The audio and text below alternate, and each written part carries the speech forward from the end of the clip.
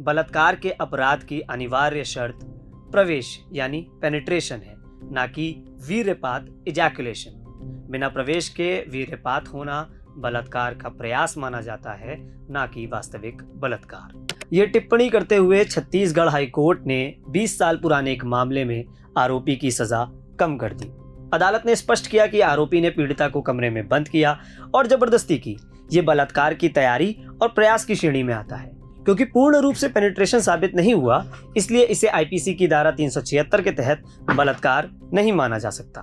क्या है पूरा केस? चलिए सिलसिलेवार समझते हैं। यह मामला 21 मई 2004 का है। लाइव लॉ की एक रिपोर्ट के अनुसार आरोपी ने पीड़िता को उसके घर से जबरन उठाकर अपने घर ले जाकर उसके साथ दुष्कर्म किया। 6 अप्रैल 2005 को ट्रायल कोर्ट ने आरोपी को आईपीसी की धारा 376(1) और 342 के तहत दोषी पाया और उसे 7 साल की सजा सुनाई। फिर आरोपी ने इस फैसले के खिलाफ हाईकोर्ट में अपील दायर की। हाईकोर्ट में इस मामले पर जस्टिस नरेंद्र कुमार व्यास की बेंच ने सुनवाई की और 16 फरवरी 2026 को फैसला दिया गया। कोर्ट ने अपने फैसले में क्या कहा और इस मामले की सुनवाई में क्या क्या सामने आया, चलिए समझते हैं। कोर्ट का कहना है कि आईपीसी की धारा 375 के तहत बलात्कार का अपराध सिद्ध होने के लिए पेनिट्रेशन होना सबसे जरूरी शर्त है, केवल इजैकुलेशन नहीं।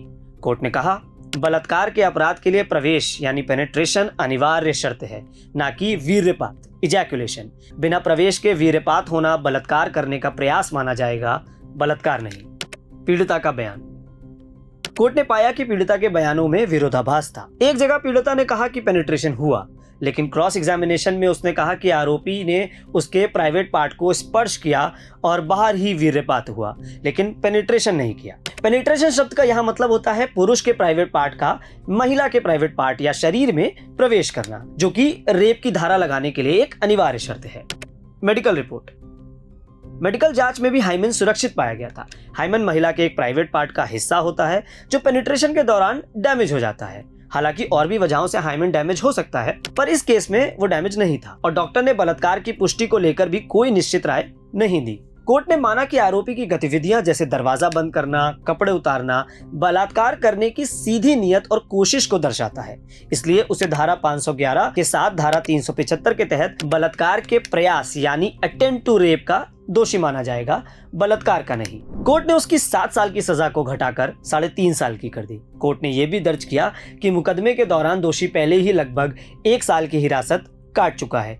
उसे सीआरपीसी के सेक्शन 428 या सेक्शन 468 भारतीय नागरिक सुरक्षा संहिता 2023 के तहत सेट ऑफ का लाभ मिलना चाहिए। मतलब जो सजा वो काट चुका है उस अवधि को अपनी अंतिम सजा से कटवाने का वो हकदार है। चूंकि अपीलकर्ता जमानत पर था, इसलिए अदालत ने उसे 2 महीने के भीतर ट्रायल कोर्ट के सामने सरेंडर करने का निर्देश दिया। ऐसा ना करने पर कार्रवाई होगी। तो ये था पूरा मामला।